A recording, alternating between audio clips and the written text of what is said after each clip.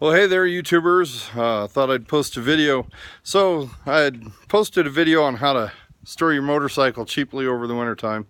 And the other day I went to pull out the KTM right here. And you can see it's in all sorts of pieces right now.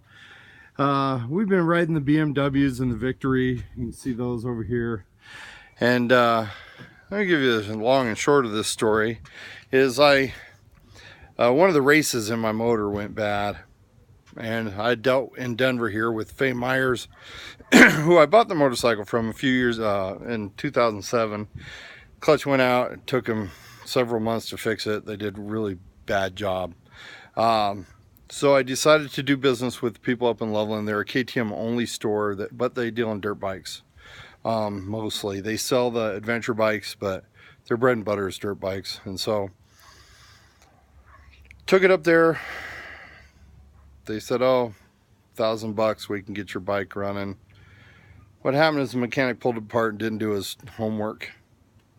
Thought it was one thing, then another. He overnighted some parts. Still had it for a month after that. Still charged me the overnight job. I mean, to me, if you're a mechanic, know your stuff before you order parts and you charge the customer, because I was expecting, okay, overnight me some parts, I'll have it by the next weekend. That's great. I'm willing to pay the extra. But what happened is he had it for another month, and having it for another month, he had the whole engine apart. I went in and looked at it, and finally picked it up, drove it 20 miles home. It overheated. Put it on the trailer, drove it back. It's actually about 30 miles, I guess. Drove it back. He had it for another 2 weeks. I told him, I said, hey, check the oil relief spring. Or did you check the oil relief spring? Oh, no, I didn't do that, mate. Sorry. I said, well, check it this time. So he pulls it all apart again. So it shows me the spring's bent at a right angle. So now I go to restart. I hear a dirt biker riding in the field over there, and I went to start it yesterday, and smoke was just pouring out of the exhaust. But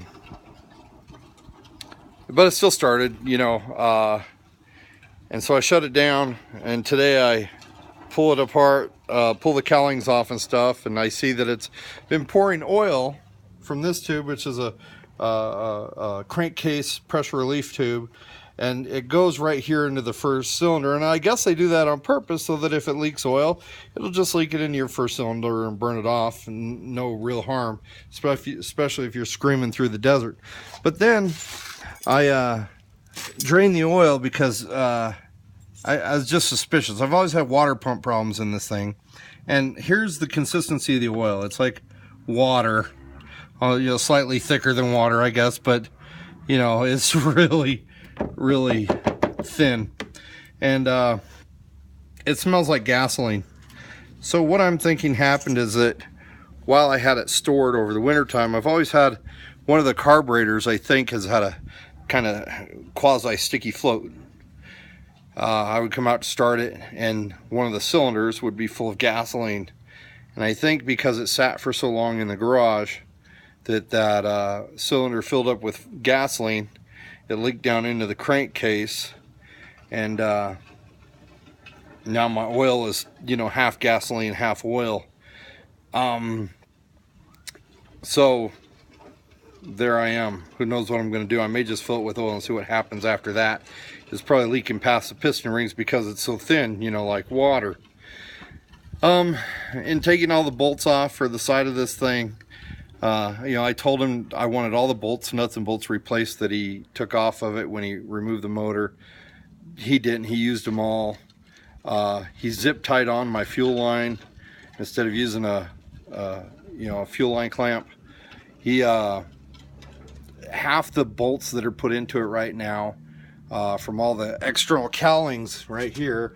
My fuel tanks are sitting right over here, and about half of them are stripped out where he cross-threaded them. You can see this one's normal, and this one you can see metal shavings around it. Same thing with these up here. So the mechanic basically didn't replace any of the gear. I find different bolts in holes that should have a different. I'm very familiar with this bike, having, you know, taken it apart and put it together several times. And the mechanic basically just slapped stuff in, $3,200 bucks. That's quite a bit. I mean, you can buy a KLR 650 on Craigslist for that kind of money, and it'll work good.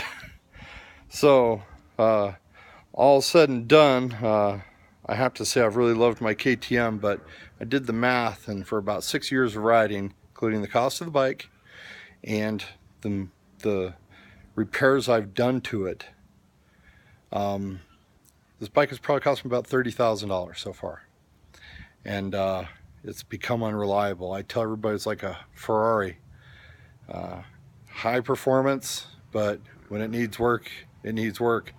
Formula One, you know, Daytona, any Indy race car, you know, every time they race them, they rebuild them, and that's how this bike is becoming. I only have 43,000 miles on this now. To the benefit of the company and the mechanics, I'm really hard on my bike. I ride it hard. I do wheelies. I go off-road. I've crashed multiple times.